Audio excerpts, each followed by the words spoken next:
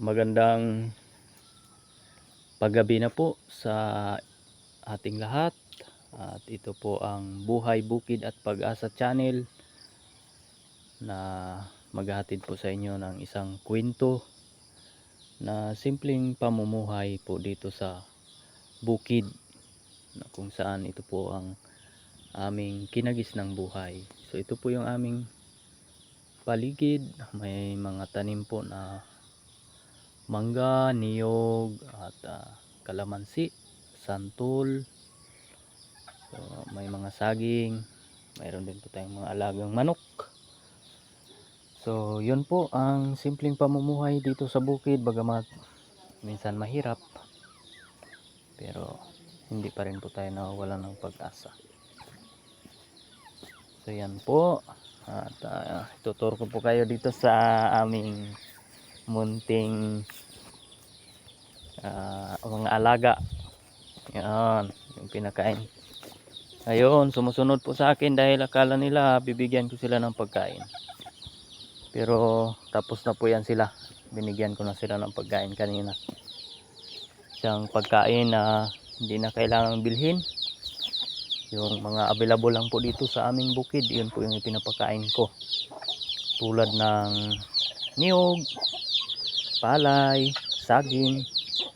So yun po, ito po yung kanilang tulugan or kulungan. Yan po. So ang iba ay nandito na sa loob. Yun. So ilan pa lang po yan. So ito pa, ang iba sa labas, papasok pa lang po sila. Yan. Dito sa bukid wala kang ibang maririnig kundi ang ingay ng mga manok, sisiw, tunog ng mga ibon, mga ingay ng mga kulisap. So yun po, simple lang ang pamumuhay po or buhay sa bukid. Ngunit minsan ay nakaka-enjoy din dahil sa ma-appreciate mo kung gaano kabuti ang Panginoon, kung gaano kaganda ang kanyang paglikha. So yun po. So dito po, tutur ko rin po kayo dito sa aming munting basakan. So ito po yung basakan namin. So, hindi pa po yan na dairykan, na araro pa lang. Kailangan pang araruhin ulit para mamatay po yung damo. So yun po, yun. Ito po yung aming farm. Yan po, at sa gilid po nito ay mayroong tubig. Yan po, ilog. So ngayon po ay baha dahil kanina medyo malakas po ang ulan doon sa bundok. Yan. So ayan po, yun po yung aming bahay.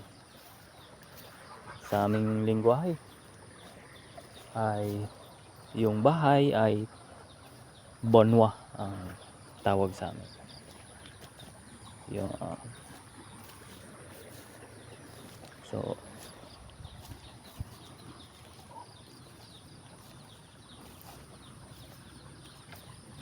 ito naman po yung aming alagang kalabaw. Yan, ang kanyang pangalan po ay si Patty. Siya po ay babae. Ang kanyang edad po ay 7-month-old.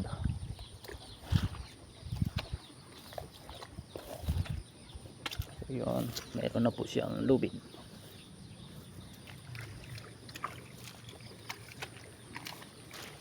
So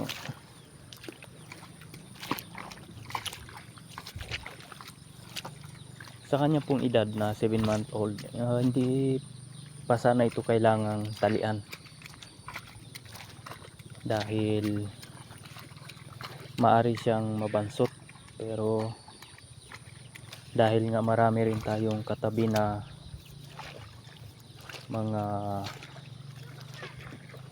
nagpa-farm, nagtatanim tulad ng basakan, ay kailangan siyang talian dahil lakwatsira na po ito siya eh.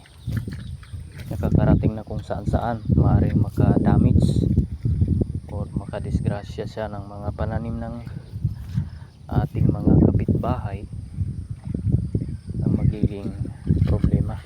Kaya tinalian ko na para iwas disgrasya. So yun po, at yan po ang kanyang mother. Sa kanyang mother naman po ay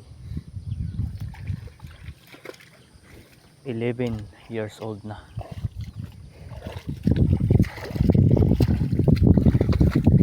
So yun, ang aming alaga. So yun po, yan po lumulubog ang araw at dito naman po sumisikat ang araw. Yan po sa may puno na yan, dyan banda. So dyan po sa may puno na yan, tinatawag po naming manggis. Yan po yung malaking puno na natitira po dito sa parte ng aming lupain.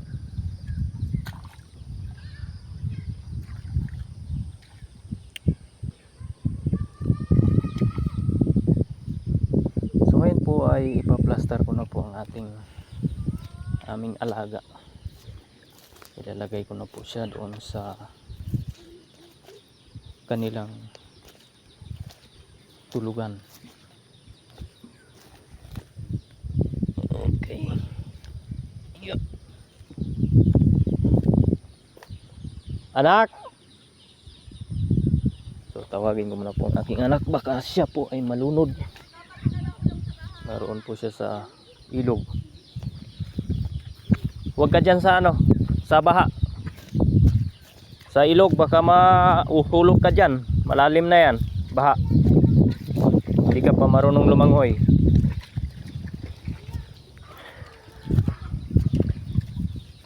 So yun. Okay, papunta na sila, hindi na mapigilan. Ako. Papunta na sila doon sa kanilang tutulugan. So yan ang aking anak na makulit. Sumusunod. So ipapakita ko po sa inyo ang kanilang tulugan.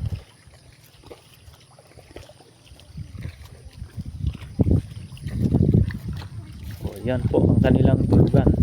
Putik at may tubig. Yan ang bumabalot sa kanilang katawan upang maprotektahan laban po sa napakaraming lamok pag gabi. So yun, magkatabi po yan sila ng kanyang guya or anak. So hindi pa sana yan dapat talian. Ang dapat yan ay nasa 8-month old or 1 year o mag-isang taon siya. 8 buwan hanggang 1 taon. Diyan siya pwede na siyang talian. At pwede na ring butasan ang kanyang ilong para doon ilagay yung tali katulad ng ito pong kanyang ina, katulad po niyan. So yun po. Okay, so yan lang po muna ang aking maibabahagi sa inyo ngayong hapon. Maraming salamat po sa inyong panonood. At kung nagustuhan nyo po ang aking video, baka pwedeng paki-like or subscribe naman po or paki-pindot ang bell notification. Maraming salamat po and God bless.